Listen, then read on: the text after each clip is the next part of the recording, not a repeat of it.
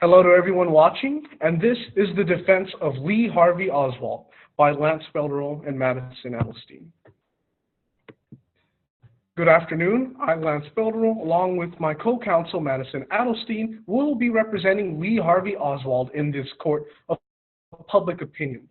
We are here to introduce irrefutable evidence that disprove the lone shooter story of what occurred during the events that have transpired many years ago, in order to provide the defense that Lee Harvey Oswald was denied. So the main issues that come with this is the two primary issues to discuss when concerning the defense for Oswald here today.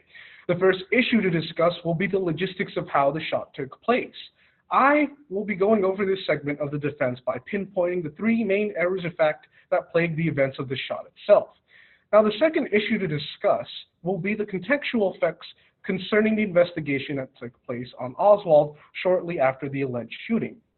My co-counsel will be going over this segment of the defense by introducing key elements that provide a faulty investigation that has occurred. Now, on to the first issue, going over the logistics of the shot itself. The main thing to note when going into why Oswald should not be guilty in the court of public opinion is what he was accused of doing. Oswald was convicted for assassinating the president. However, the only way this were to be true or for it to hold up in court today is if the story matches up with the occurrences that very day. Going by that argument, I will introduce three errors of fact that disprove Oswald being the lone shooter assassin of JFK. So these are the three errors of facts. The three errors of facts we will be focusing on is on how the lone shooter is not able to be just that, a lone shooter. This will naturally be going against the story brought up in convicting Oswald, the story by Warren Commission. So the established status quo for this court right now is the findings of the Warren Commission that Oswald had planned out killing JFK and was caught when he executed his plan. I will be focusing on three specific facts that need to be true in order for this very story to hold up in court. One, there should only be one bullet that was fired, or if rather there were three bullets that were fired, however, only one bullet caused damage to JFK and Connolly. Two, the shot must have come from the Texas School Book Depository and nowhere else. And finally, three, Oswald must be the one who has fired the gun, meaning he had to be on the 6th floor of the Texas School Book Depository and had been operating a weapon to do so. Now, the first error is that there should only be one bullet that had caused the damage to JFK and Connolly. When looking at the way the bullet was explained by the Warren Commission, one will have trouble believing it on face value. This only gets worse when you dissect the actual explanation. Not only would this single bullet have killed a man and injured another, but the three bullets that were fired had to have been fired in a total of 6 seconds. The condition that the Mannlicher Connell rifle was in was very poor, and to have fired 3 bullets in 6 seconds is practically impossible. However, what's even more impossible from that shooting is this single bullet theory that the Warren Commission had brought up. Essentially, what you see here is one magic bullet going straight through Kennedy and essentially rebounding off the car and stopping in midair and then going towards Connolly's wrist.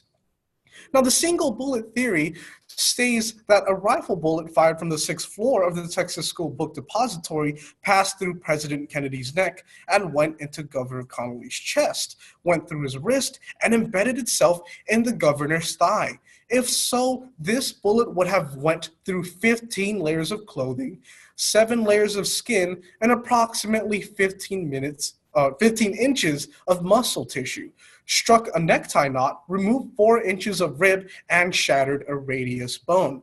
So the implication of this theory is that this bullet would have to have been very sturdy and had almost little to no damage doing all of this.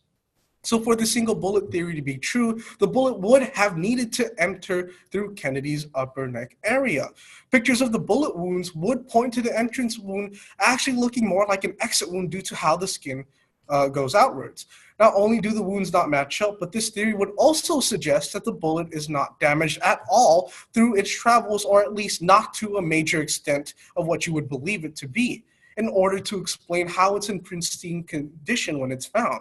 This means that the single bullet theory cannot work. The single bullet was found on a hospital stretcher, and the Warren Commission concluded that this bullet passed through Kennedy and Connolly, suffering very little damage along the way. Critics contend that in order to cause all the non-fatal injuries to both men, the bullet would have had to follow an impossible path, as you can see from this diagram. So the second error that we come to is that since the bullet is supposed to traverse through multiple layers of clothing and skin, the Warren Commission now needs the trajectory and origin of shot to match with their single bullet theory. This means that the bullet needs to come from the Texas School Book Depository and nowhere else. When inspecting the bullet wounds found on the body of JFK, the neck wounds suggest that the bullet had come from behind. The reason why this is because of how the skin goes outwards on the back of the Kennedy's neck rather than inwards, meaning the origin of where the bullet was shot needed to be in front of the car, or otherwise it would have been an impossible wound to an impossible bullet. This would naturally defy the explanation laid out by the Warren Commission, where, as you can see from the diagram here, this would have been the path that Oswald would have shot from the back.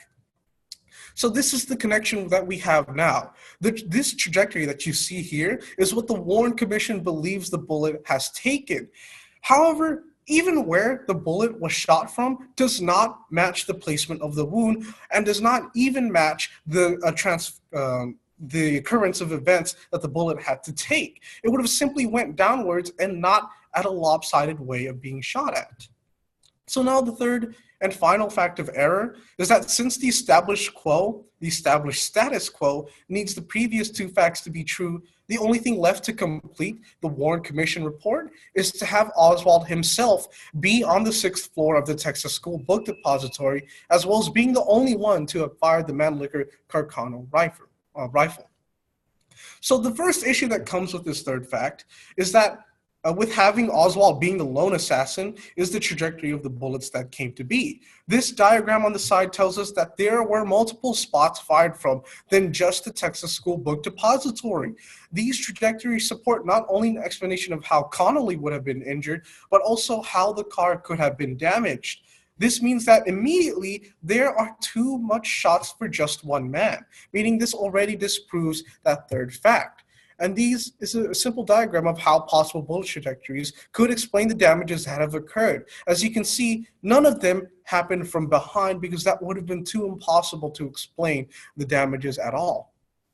So now the second issue that we come to is naturally Oswald would have to bring the Mannlicher Carcano rifle into the workplace. This means by which Oswald does this, or the means by which Oswald does this, is with the lunch bag that he brought into work, as you can see from the diagram here. Well, not lunch bag, it would just be a rifle bag. Now the bag changes from when it enters to when it exits. As you can see from these two comparisons, one bag is much shorter than the other and in a much different quality than the other. So as you can see, there's a clear difference of tampering or other things that have happened because the change from each bag, and this is the problem that we have, the change from each bag suggests that something has happened from when the bag entered the building to when the person took it out. A plausible explanation for this short change of bags would be that the evidence was simply tampered with, since the bag can't transform itself into a completely different one unless there was an outside change. So now the third issue that we have is the fingerprints concerning Oswald with the gun. On the 2nd of the 4th of 1964, FBI fingerprint expert Sebastian Latona testified that he found 12 points of identity between the purported palm print on CE 637 from that top photo, a lift from the underside of the rifle barrel, and Oswald's right palm print, but that he also found the fingerprints on the rifle's trigger guard as portrayed in the explicably cloudy picture of CE 720, which is that left photo that we have here. However, a much clearer photo of the archive picture of CE 720 suggests otherwise to the fingerprints on the rifle. Now, we are on to the fourth issue of this third fact. This is a simple diagram of timeline of how the events have transpired with Oswald being on the 6th floor back to the 1st floor. So on that day, 11:50 a.m., William Shelley saw him near the lunchroom when he came down to eat lunch. So at noon, 10 minutes later, Eddie Piper saw him on the 1st floor when he told him he was going up to eat, he being Oswald. And 15 minutes later, Carolyn Arnold observed him sitting in the lunchroom. And at 12:25 p.m., she saw him again, but on the first floor of the front door. Now, the fourth issue is that the Warren Commission needs Oswald to be at the sixth floor during the shooting, or their story will fail in the court of public opinions. The issue that falls upon this fourth one, out of the area of fact concerning his whereabouts during the shot, is the timing of events considering the testimonies about Oswald being in the first floor before and shortly after the shooting. This means that in order for him to be in the sixth floor, he would have needed to not only avoid being seen from the second all the way up to the sixth floor, but that he also needed to do this in an impossible amount of time. What I mean to say is the events that have occurred time-wise don't fit perfectly into how a person would casually do that, especially with the circumstances that Oswald was in. So in conclusion, the evidence we have brought to the court are as follows. 1, the bullets have not been proven to be all from the rear. 2, the entrance and exit wounds do not match up with the conclusion made by the Warren Commission. And finally, 3, the timing of when Oswald had to go from the sixth floor to the first floor is impossible under the circumstances brought on about. I will now retire and give the spot to my co-counsel.